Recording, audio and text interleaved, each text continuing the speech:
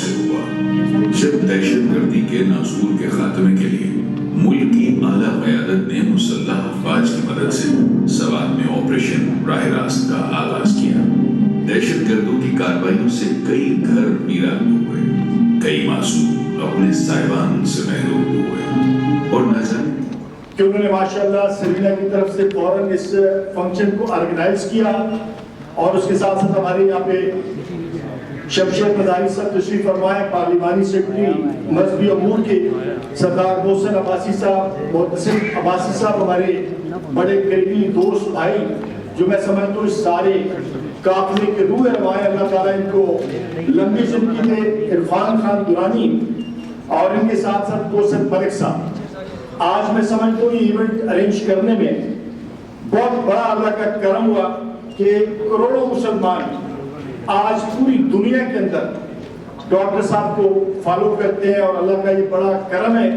जैसे मैं हमेशा कहता हूँ कि पाकिस्तान सभी यतीम बच्चों की जो परवरिश है उसके हवाले से मैं चाहता हूँ कि जो भी आपके पास मुनासिब टाइम हो मेरे बेटों से मेरी बेटियों से बात करें। अल्लाह ताला आपको लंबी जिंदगी दे। थैंक यू मच, बहुत बहुत शुक्रिया सर।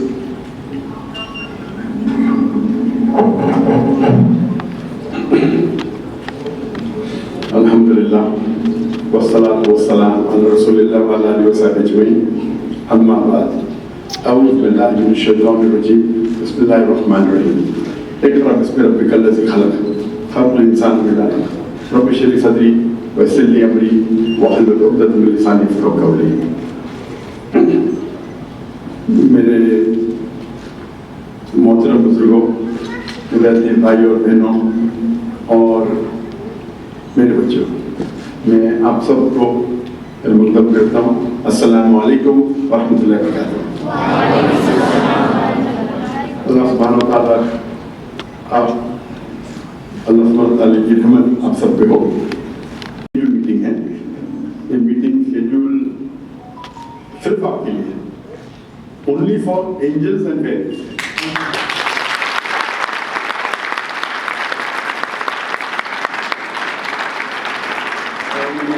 सिर्फ मैं 10 मिनट दूंगा आपको के लिए, लेकिन आपकी सीईओ साहब ने बाकी सब चीज किए तो वो 10 मिनट का जो था ऑलरेडी 25 मिनट होने आ रहे हैं।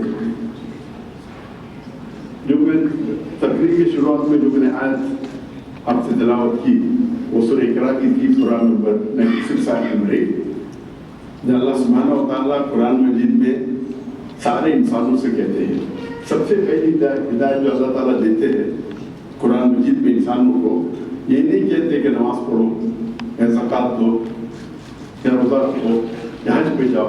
अल्लाह ताला फरमाते इक़रा, मतलब पढ़ो, तिलावत करो, दोहराओ। और हम देखते हैं कि अक्सर मुसलमान पढ़ाई पे तवज्जो देते भी नहीं, और जो लोग पढ़ने पे तवज्जो देते हैं वो कुरान मजीद की पूरी आयत पे गौर नहीं करते। अल्लाह ताला सिर्फ इक़रा नहीं कहता, अल्लाह ताला फरमाते इक़रा बिस्मि रब्बिकल लज़ी खलक़, पढ़ो अल्लाह के नाम पे, अल्लाह के नाम से जो रहमान और रहीम,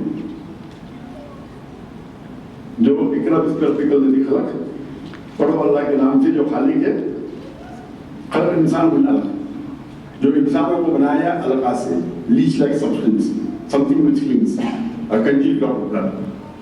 तो सबसे पहली हिदायत जो अल्लाह ताला फरमाते हैं कुरान मजीद में सारे इंसानों के, सिर्फ मुसलमान के लिए नहीं, सारे इंसानियत की, कि पढ़ो अल्लाह के नाम से।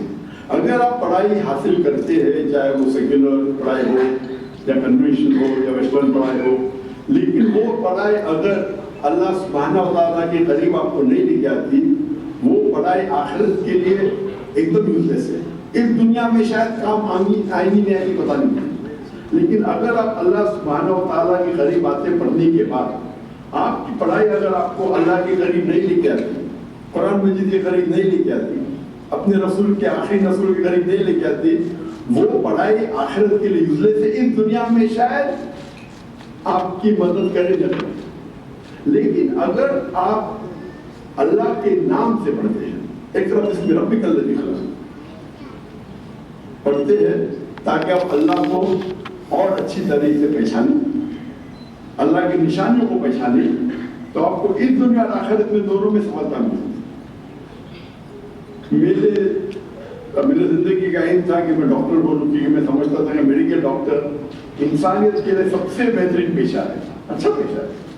لیکن جب میں شیخ احمد اللہ صاحب سے ملا اور جو قرآن مجید میں معنی سے پڑھنے لگا تو پتا چلا کہ اللہ کے نزدیک سب سے بہترین پیشہ ہے. سورہ فصلت میں سورہ نمبر 41 آیت نمبر 33 میں اللہ تعالیٰ فرماتے ہیں وَمَنْ أَحْسَنُ قَوْلًا مِمَّنْ دَعَا إِلَى اللَّهِ وَعَمِلَ صَالِحًا وَقَالَ إِنَّنِي مِنَ الْمُسْلِمِينَ. Who is better in speech? کون تقریر میں بہتر ہے؟ Who is better in speech than one who invites the name of the Lord? جو اللہ کی طرف لوگوں کو بلاتا ہے. ایک طرف اس طرف وَمَنْ أَحْسَنُ قَوْلًا مِمَّنْ دَعَا إِلَى اللَّهِ وَعَمِلَ صَالِحًا وَقَالَ إِنَّنِي مِنَ الْمُسْلِمِينَ. اور اچھے اعمال کرتا ہے اور کہتا ہے کہ میں مسلم ہوں. تو قرآن مجید کے مطابق آج کے معاشرے میں سب سے بڑا پیشہ کون؟ Doctor, engineer. اور میرا بیٹا ڈاکٹر بنے گا، میرا بیٹا انجینئر بنے گا. اور آپ قرآن مجید نہیں پڑھتے. اللہ کے رسول کیا تھے؟ ڈاکٹر تھے، انجینئر تھے، کیا تھے؟ اللہ کے رسول تھے. ان کا کام تھا کہ دعوت پہنچانا. تو سب سے بہترین پیشہ ہم نے اسکول قائم تھی بمبئی میں، قائم کی تھی Islamic international school, education for both the worlds, یعنی تعلیم دونوں جہاں کی، دنیا کی آخرت کی. تو ایسی تعلیم حاصل کرو کہ دنیا اور آخرت میں فائدہ ہو. دنیا میں ہو نہ ہو، ہم دنیا میں تو ایک ٹیمپریری ٹریولر ہے. اللہ کے رسول فرماتے ہیں ہم دنیا میں ایسا رہنا چاہیے کہ مسافر ہے، ٹیمپریری. آخرت ہماری مین زندگی ہے. تو اگر یہ تعلیم آپ کو آخرت میں سفلتا نہیں پہنچائے گی تو تعلیم یوزلیس ہے. تو میرا ایک آپ سے مشورہ ہے، تعلیم بالکل حاصل کیجیے، ضروری ہے، فرض ہے. اللہ کے رسول فرماتے ہیں کہ تعلیم ہر ایک کے لیے فرض ہے، چاہے وہ مرد ہو یا عورت ہو، دونوں کے لیے فرض ہے. لیکن تعلیم دو قسم کی ہوتی ہے، ایک ہوتی ہے فرض تعلیم اور ایک مستحب اور ایک مباح. فرض تعلیم وہ ہے جو آپ کو اللہ کے قریب لے کے جاتے ہیں، جو آپ جانتے ہیں اسلام میں کیا فرض ہے، دین میں کیا فرائض ہے، کیا حرام ہے، یہ فرض ہے. مستحب تعلیم وہ ہے جو انسان کے کام آتی ہے، چاہے ڈاکٹر بن، انجینئر بن. ڈاکٹر بن کے اگر آپ انسان کی جان بچا رہے تو اچھی بات ہے، پیسے کمانے کے لیے بڑھے تو کوئی اچھی بات نہیں. وہ ہوتی مستحب تعلیم. کوئی مباح ہوتی، کوئی تعلیم ہوتی جو حرام ہے، مکروہ ہے. تو توجہ دیجیے کہ وہ تعلیم جو آپ کو اللہ کے قریب لے کے آئیں گے، اللہ کے آخری نبی محمد صلی اللہ علیہ وسلم کے قریب لے کے آئیں گے، آپ کو آخرت میں سفلتا پائیں گے.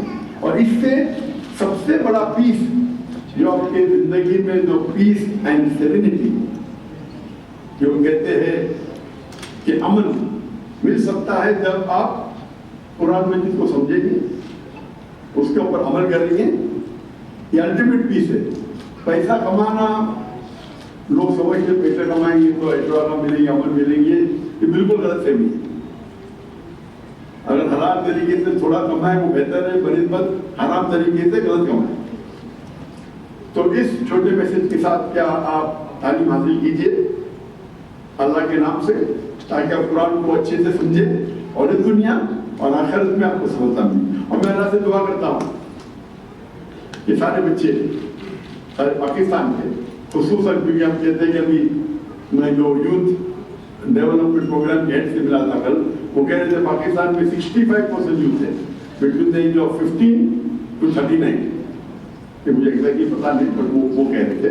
میں دعا کرتا ہوں کہ اللہ تعالیٰ ان سب کو اور خصوصاً سویٹ ہوم کے اینجلز اور فیریز کو انشاءاللہ دنیا میں اور آخرت میں سب سے بہترین زندگی دے، اور آخرت میں انشاءاللہ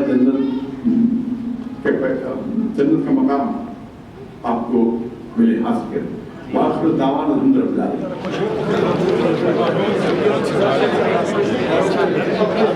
پیچھے پاؤں سے ڈاکٹر صاحب کے بیٹی کسی کا پاؤں رہا ہے